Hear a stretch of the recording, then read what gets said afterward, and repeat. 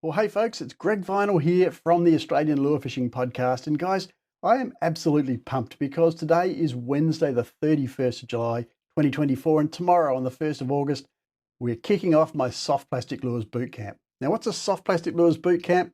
Well, I don't know what other people have for a Soft Plastic Lures Boot Camp, but my version of it is a 12-week course where we get together once a week for an hour or so on a live webinar, and I give you a presentation about some of the stuff that I've learned about soft plastic fishing over 25 years of doing it.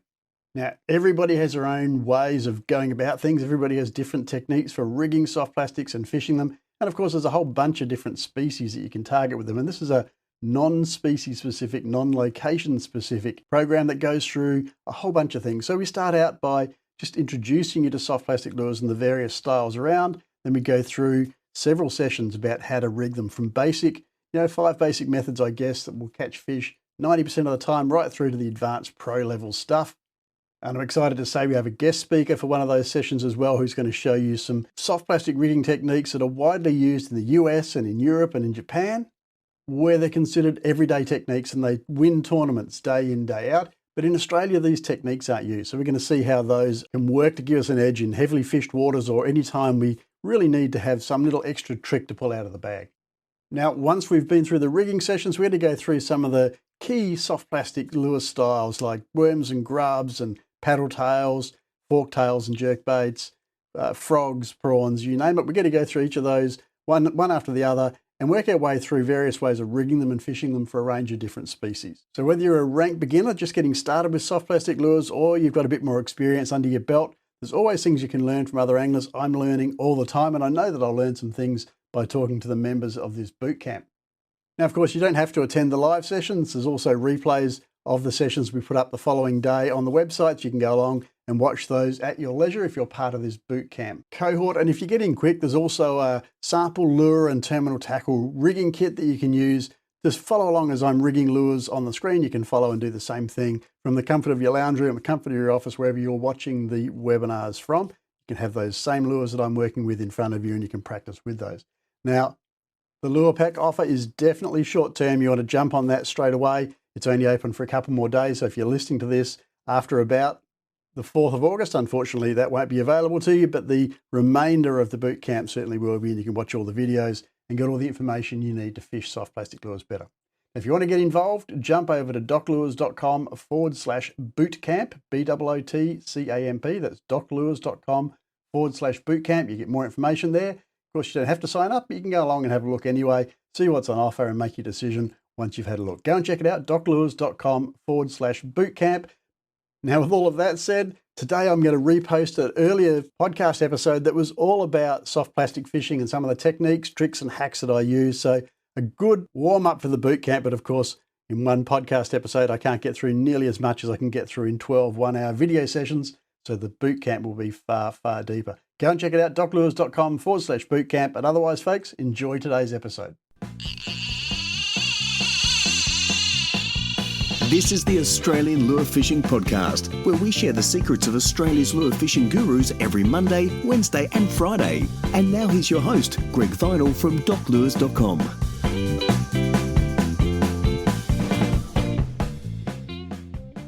Well, folks, I have to say, I'm, as I said earlier on, probably pretty well known for being a hard-bodied lure fisher and a hard-bodied lure maker as well. But what a lot of people probably don't realise is I also enjoy my soft plastic lure fishing. Well, to be honest, I really enjoy throwing any kinds of lures or trolling them or jigging them or whatever. I just like all different styles of lures, but I do appreciate the wooden hard-bodied lures, of course. But today I'd really like to talk about soft plastic lures, and I do quite a bit of fishing with the softies. And here's another little tip you might not have realised is I actually used to make soft plastic lures myself as well. That's another whole story. And for anyone out there who's interested in learning how to make soft plastic lures, it's really not difficult to do. So jump onto YouTube or jump onto Google and do a bit of research, find out how to make your own soft plastic lures. And it's fun, and it's a good way to spend some time when you're having a bit of downtime, can't be out on the water.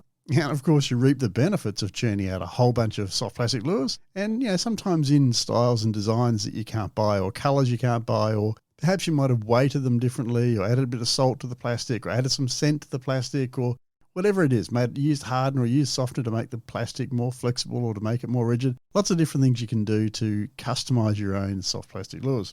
But that's not the topic of today's selfie. Of course, today I'm going to focus on fishing with soft plastic lures. Now, I've got a whole bunch of dot points in front of me. They're a little bit random, so I do apologize that you might have to listen to the entire episode in order to figure out which of these tips are useful to you. And hopefully there'll be a few that apply. It doesn't really matter whether you're a brim fisher down south or you're fishing for, I don't know, snapper or barramundi up north or mangrove jack, whatever species you like to target. There'll be some tips in here that are going to help you to get a bit more out of your soft plastic lures. So I'll start by talking about some things that you can do at home before you've even left home that you can do with your soft plastic lures to prepare them for a trip. And you can do this well in advance. You'd have to leave it till the last minute. In fact, it's better if you don't leave it till the last minute because I find you run out of time. And one of the simplest and arguably most important things that you can do with your soft plastic lures before you leave home is you can straighten them out. Because what you might find is if you've got lots of soft plastic lures, or even if you haven't, but you've got lots of other tackle and you've got your soft plastics in the original packaging and you've got them wedged into your tackle box or wedged into your tackle bag, or you've got a tray in your box that's full of soft plastic lures or whatever, what you'll find is that quite often some of those lures are going to get bent in unusual and unnatural ways, I guess is the best way to put it. So you might have a paddle tail, for example, that the tail is no longer centered. When you hold it up, it looks like it's got a bit of a kink in it or it sits to one side or something like that. Or you might have a curl tail where the tail's been crushed and it's all skew-if. Or perhaps you've got some jerk shads or something. It doesn't really matter what style of soft plastic lure. What can happen, of course, is that because you're trying to squeeze, if you're like me anyway, you're trying to squeeze as many lures as you can into limited space. Some of those lures get crushed, some of them get bent, and when they come out of the packet, they're no longer straight. Now, one of the key things that anybody can learn, and this is beginner stuff, but I know I've seen experienced anglers who don't do this, but it really is soft plastic fishing 101. One of the most important things to do is to rig your lure well so that the hook is perfectly centered and the lure has a natural swimming action. Now, if your lure's got a bit of a bend in it, if it's got a woof in it, if the tail's no longer straight, it may be enough that you can't get that lure to swim properly. Now, of course, it's too late once you're out on the water to try and straighten your lures out. You need to do that before you leave home. So pull them out before you leave home, lay them out, check and see whether you've got any that are bent. Now, a lot of soft plastic lures these days come in packaging that's kind of bubble wrap. So it's kind of a rigid or semi-rigid plastic packaging that holds the shape of the lure. And so the lures are sitting in there and it's preventing them from becoming twisted or bent or distorted. Now, much as I really hate plastics and would rather we could reduce our reliance on plastics, I have to say that this is definitely a time saver and a money saver, because one of the best and easiest things you can do is just leave those lures in that packaging and it's going to keep them from becoming bent or distorted. But if you do have lures that have either come out of the packaging or they weren't packed in that way, so they have become a bit crushed, they've become a bit bent, they don't sit naturally or hang straight or whatever, you hold them by the tip, they've got a bit of a bend in them, the best thing to do with them is to drop them into a pot of boiling water for 30 seconds or a minute or so. And once you've done that, if you pull them out, you lay them out on a piece of paper towel or something like that, nice and straight. If you need to, use a piece of aluminium foil and bend it to the shape that you need to hold the lure straight and allow it to cool. 9 times out of 10, if you do that, the plastic will, once it's cooled, retain its original shape, which is just exactly what you want, and you're all set to go. Now, if you have plastics that come pre-rigged, they've got hooks and potentially internal weights and those sorts of things in them, you're going to need to remove those hooks and weights before you drop the plastic into boiling water and then replace them after the lure's retained its shape. Then, of course, once the plastic's cooled and it is back to its original shape, put it back in the original packaging, or if you don't have the original packaging anymore, then put it into a tackle tray of some sort. So I like to use Plano tackle trays. I know I haven't heard too much about this in recent times, but back in the early days of soft plastic lures, some of the plastic tackle trays would actually react with the lures and would melt them, and you'd finish up with this horrible mess that was no good for anything. You couldn't salvage the lures. They were a throwaway job. So I've always used Plano tackle boxes. I used to, in those days, advertise them as worm-proof. I think these days, just about every plastic tackle tray, if you buy it from a tackle shop and not from a craft shop or something like that, is going to be worm-proof. But like I say, I like to use Plano because I know that they definitely are.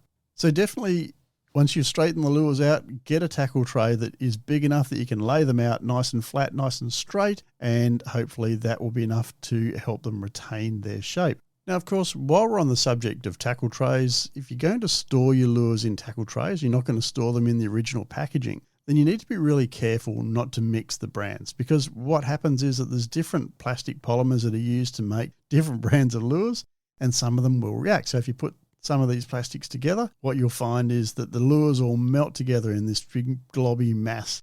And again, they can't be saved. They're a throwaway job. They go all sticky. And often the tackle tray is a throwaway job as well. So make sure you don't mix brands. And also even within brands, if you've got lures that are dark in colour and you put them in with lures that are light in colour, the colour can run from one lure into the next. And so the light lures suddenly get spots and mottles and all kinds of things and no longer look like they did when you bought them. Now, if you're one of those people who places a great deal of importance on the colour of your lures or on the patterns and markings on your lures, that's going to really hurt you. So make sure you have enough tackle trays that you're using. Every compartment is a single brand and a single colour if you can possibly do it. And as long as the different brands and the different colours can't physically touch each other, you won't have any problems. Now, by straightening out your lures, if you go to the next step and rig them all up, then you should be able to get them properly rigged so that the hook is nice and central and the plastic is balanced so you get a nice, natural, attractive swimming action. Also means you can work the lures faster. If your lure's off balance, if it's not quite centered, you can only work it at really slow speeds, which may not be a problem. I mean, often we're fishing soft plastic lures really slowly anyway, but if you do need to work them a bit faster, then having them nice and straight so you can get your hook nice and central and properly aligned makes a really big difference. Now, what about if your plastic isn't bent? What about if it's got chunks missing out of it? What about if it's been torn up by a toothy fish or just been used so many times it's starting to fall apart? What about if you've put it on hooks and taken it off hooks so often that the front of the lure is getting ripped up and won't hold properly on a hook shank anymore? Well, the good news is it's really easy to repair soft plastic lures, and there's two different ways that you can do this. Well, actually, I'm sure there's probably more than two different ways you can do it, but there's two different ways you can actually do it while you're out on the water.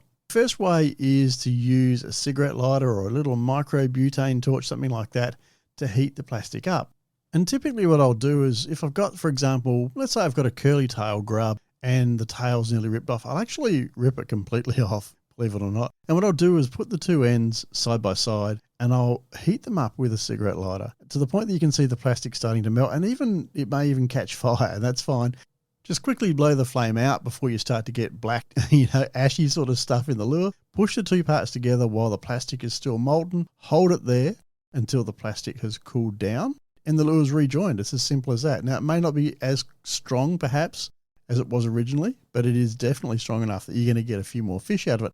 And what I often then do is go along with the cigarette lighter or the butane torch and just go along that edge where I've welded it up from both sides and just smooth it over a little bit to help strengthen that bond. Now, the other way you can do it is really, really easy. Just a little bit of super glue. Super glue holds soft plastics together really, really well, depending on the nature of the plastic. I mean, some of these lures, for example, the gulp range, they're a water-based thing and they've been impregnated with scents.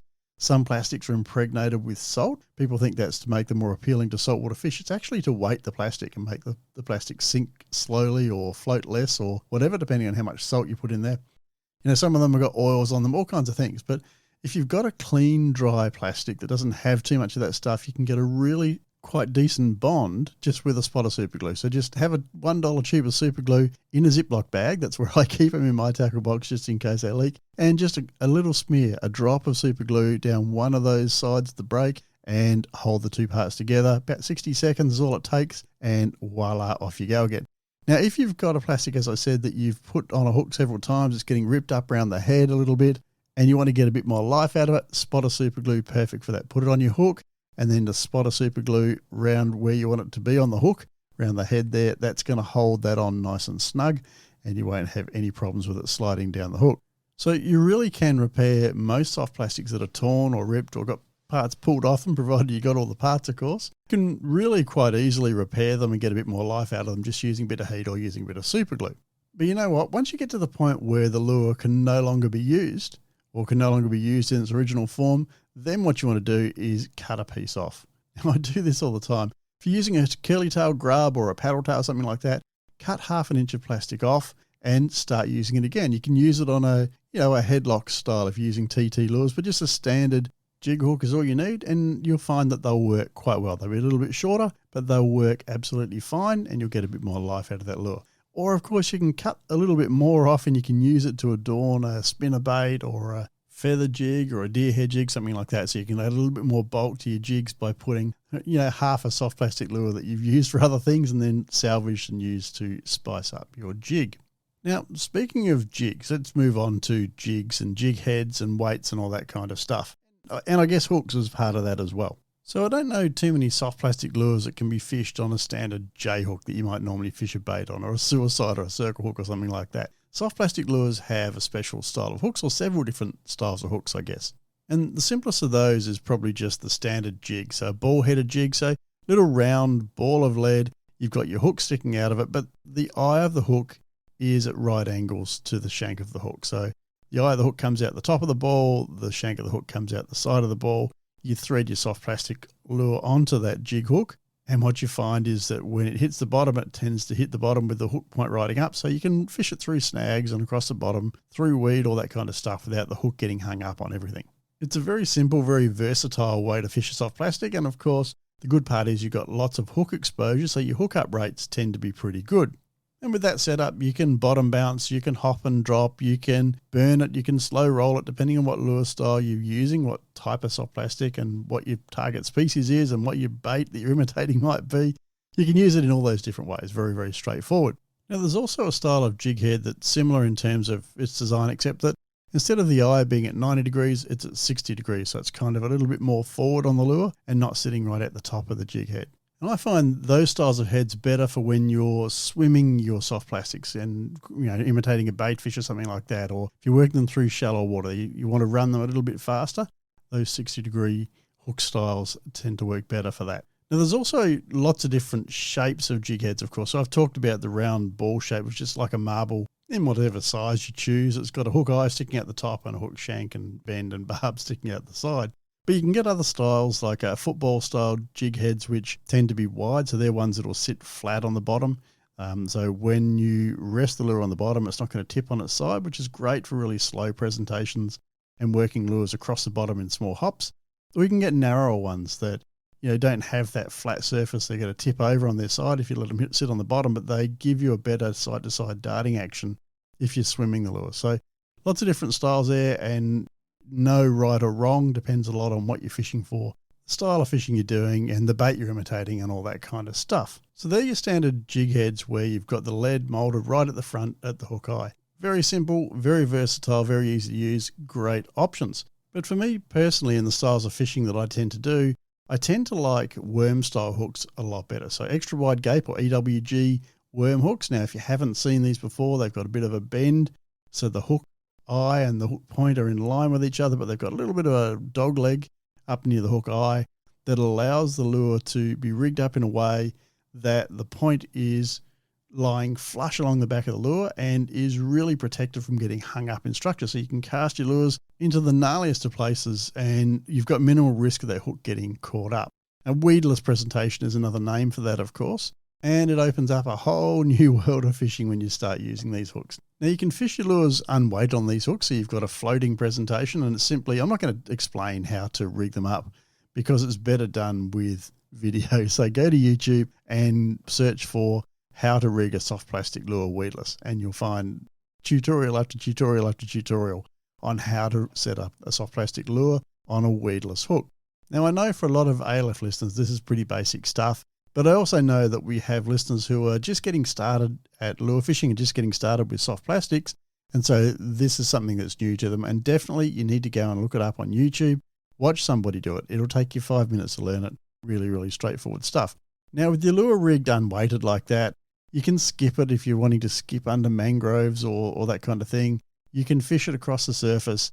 Very, very straightforward. Nothing much to it. But of course, we don't always want to fish on the surface. Quite often we want to get our lures down a bit deeper, and that's where weighted worm hooks come in. And you can buy these off the shelf. You'll find various different styles of hooks, various different sizes of hooks, and they'll have a lead weight molded on them, typically halfway down the shank or around the bend of these really wide, round-shaped shanks on the hooks. And these can be great because what they do is they weight the belly of the lure so that it tends to float horizontally, which is great because, as we often talk about on the show, a lot of different fish species using a lot of different lure styles and a lot of different retrieve styles will be hitting that lure as it's falling. So if you've got a lure that falls horizontally and looks natural, doesn't plummet head first, very often that might attract a strike. Now, I'm not sponsored by Tackle Tactics or anything like that, but one of the products that they've brought out that's really useful when you're rigging up the Z-Man lures of any of the Z-Man range, essentially. This is a lure that is made out of an elastomer that is super stretchy, and it can be very difficult to rig on other styles of hooks. So Tackle Tactics have brought out what they call the Chinlocks range, which has got a little lead lure retainer molded onto the shank of the hook.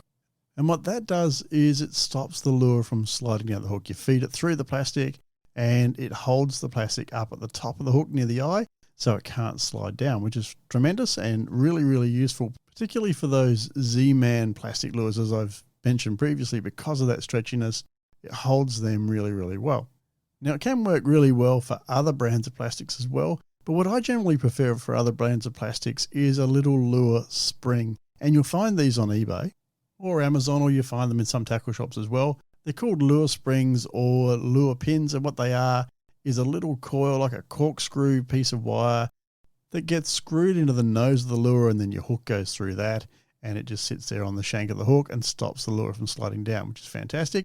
And then, of course, in the same way as you'd rig most other weedless lures, you'd turn that hook around and feed it up so the hook's riding upwards. If you want to see an example of how those are rigged, then just Google Owner Beast. The Owner Beast hooks have a weight on the shank, and they have these little lure pins on the eye of the hook just exactly as you want them set up. So, of course, you can buy them that way. But I like to buy the springs. You can buy them in bulk for a very small amount of money, and that way you've got the flexibility of using them when and where you want with whatever hooks you want. They work with all worm hooks if you know how to rig them up. What they don't work very well with, though, is Z-Man lures. Now, that's not entirely true. They do work really well with Z-Man lures, but it's really hard to get them to bite in. It's really hard to screw them in because of the stretchiness of the plastic.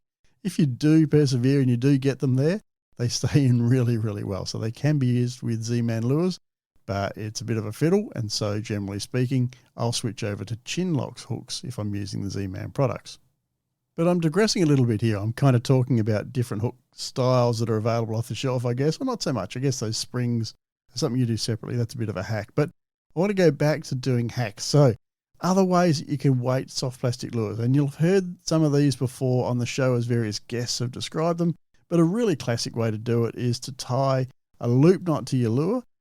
And inside that loop knot, you tie a small ball sinker.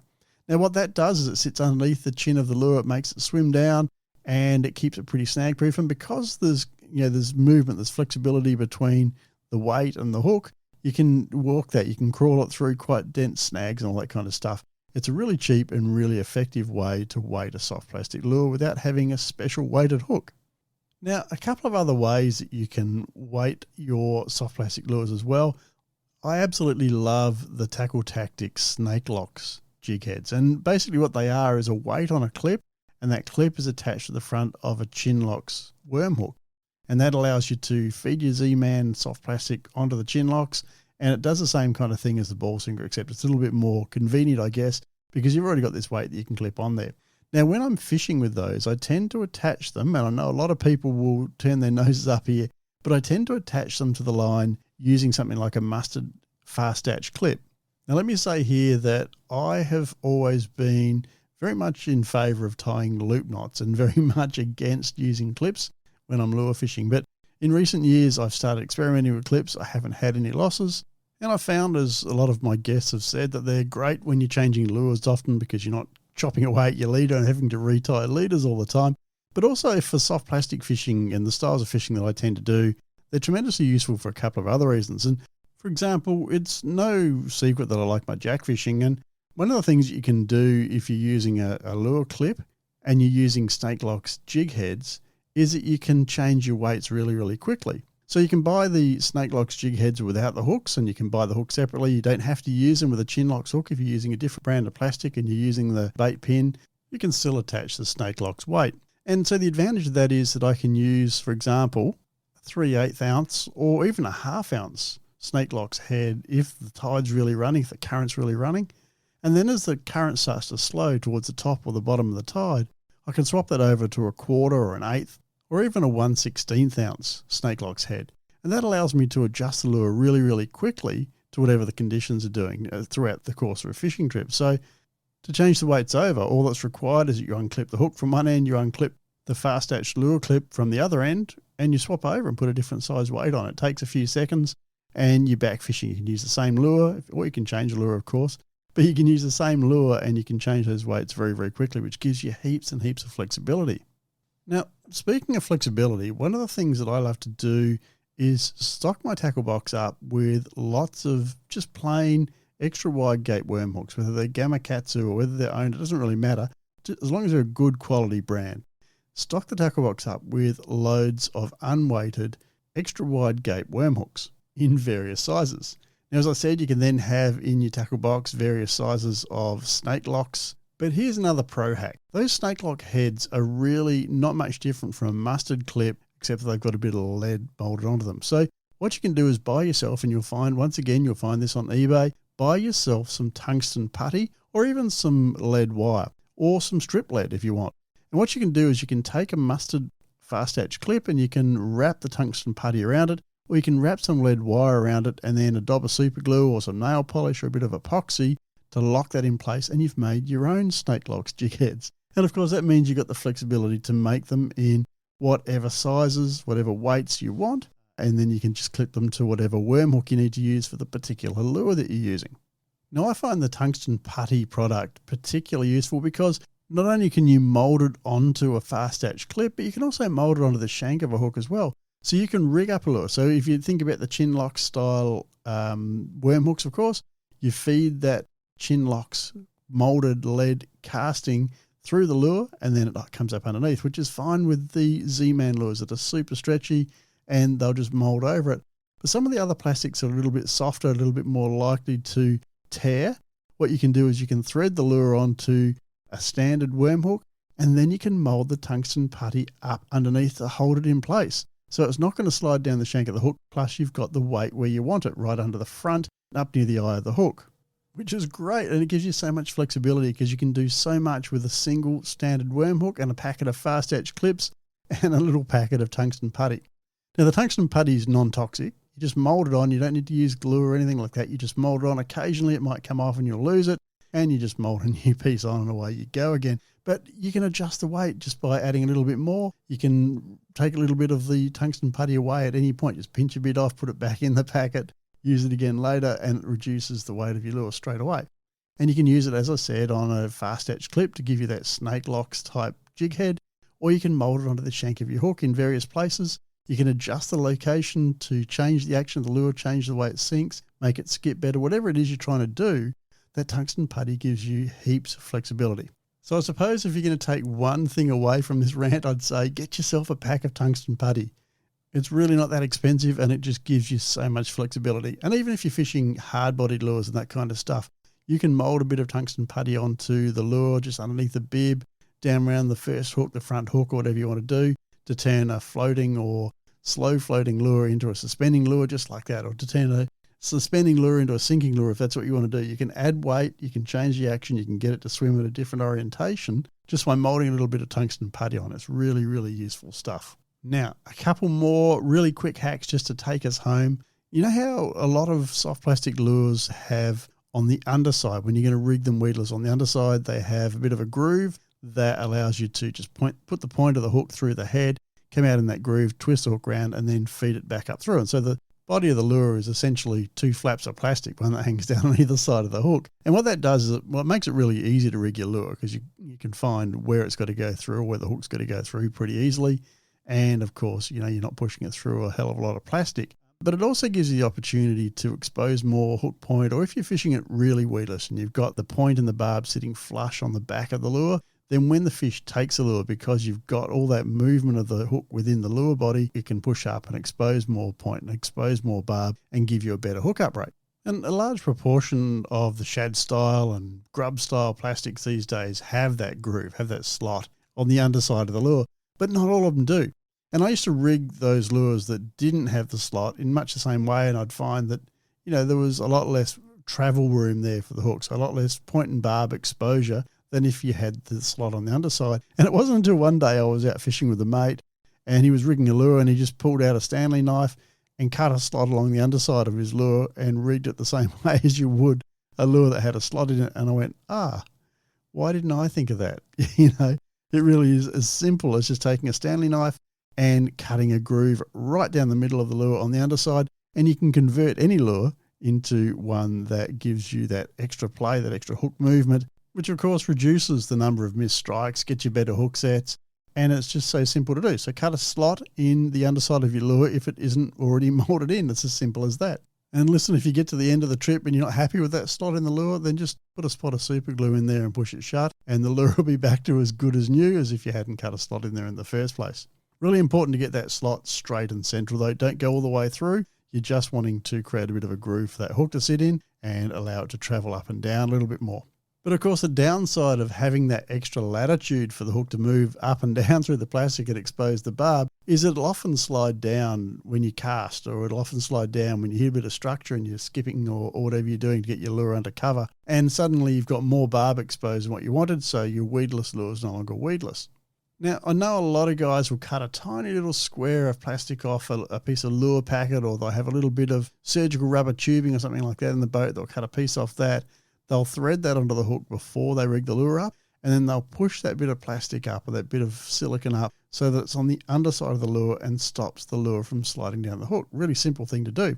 But I tell you what I like to do is use just a tiny little speck of that tungsten putty that I was talking about a bit earlier on. Not enough to really weight the lure, but it just creates a little bit of a knob on the shank of the hook. So when a fish hits it, it still can push that lure down, push that hook and expose the barb, but it just holds it in place while you're casting, while you're fishing.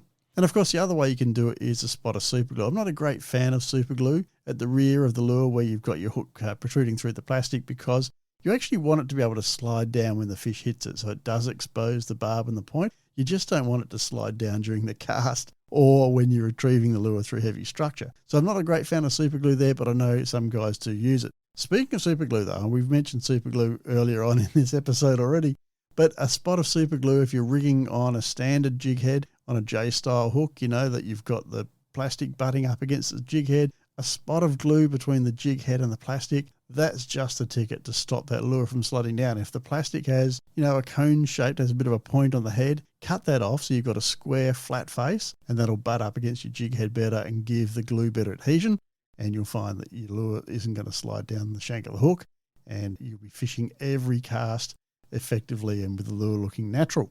All right, and the last tip, guys, before we wrap this episode up, we've already talked about using heat to weld up a lure, to weld up a soft plastic where a part's been torn off or there's a bit of a rip or a tear or a gash of some sort that you want to repair. You can heat it up with a cigarette lighter or one of those micro-butane torches or whatever you like, melt the plastic, glue it back together.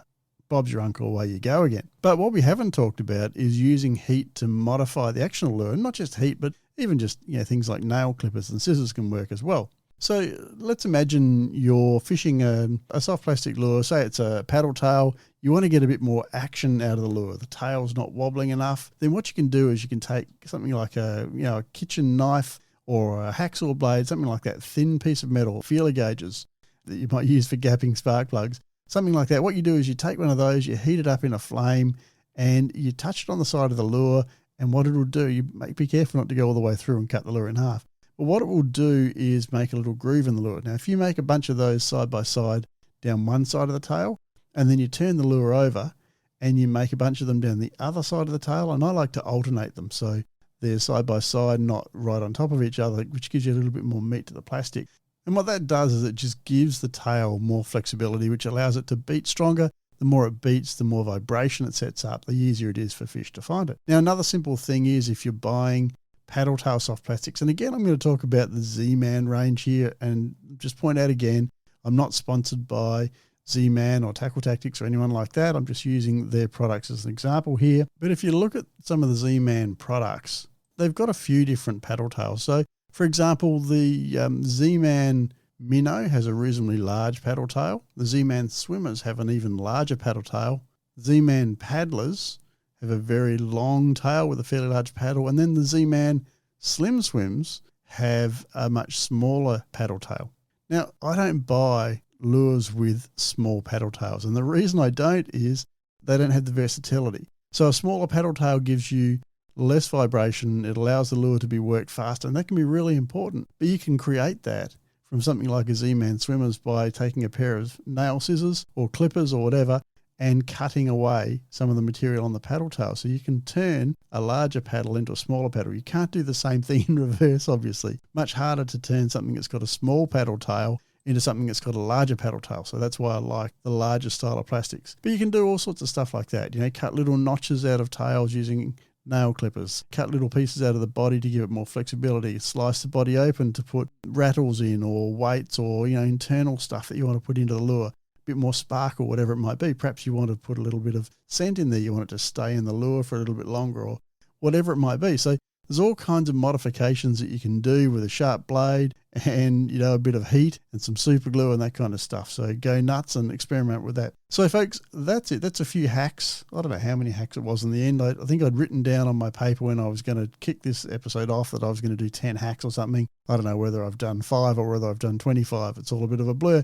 But hopefully in amongst all of that, there's some useful stuff to you if you're just getting started. Some of it may be a little bit advanced and over your head if you've been fishing for a while. Some of it may be a little bit simplistic, but hopefully at the end of the day, there's something there for everybody. Because sometimes it's those simple little things that you can do to modify or change the way you use your lure ever so slightly that can make such a big difference to your fishing results. So I'm going to close this episode now. Before I do though, I'd like to invite you, if you have some soft plastic lure hacks of your own, to jump over to the show notes at doclures.com. So this is episode 442. Just scroll down through the podcast menu to episode 442.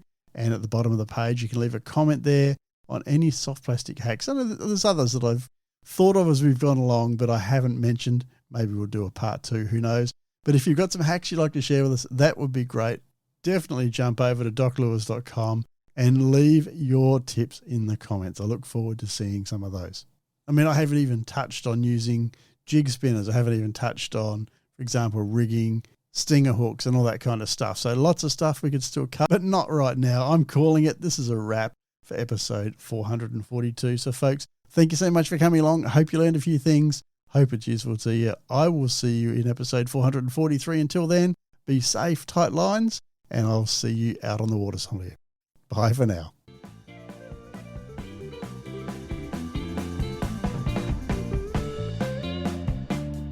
Don't miss a single episode of ALF. Subscribe and rate us on iTunes or jump on the doclures.com website for downloads and show notes. Till their next episode, tight lines.